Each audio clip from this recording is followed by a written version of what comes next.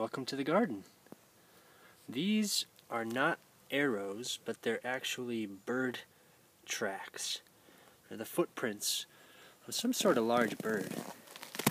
And they look kind of like dinosaur tracks to me.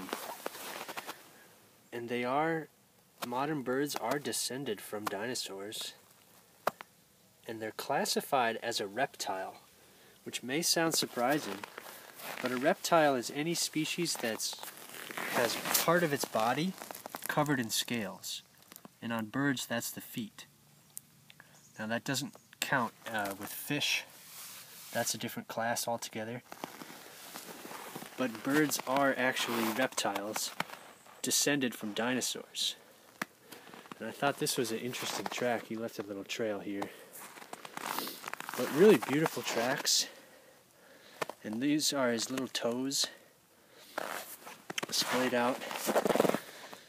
But I thought I'd just bring to your attention that birds are actually reptiles descended from dinosaurs. So I hope you enjoyed this quick video. Thank you for watching, and we'll see you next time.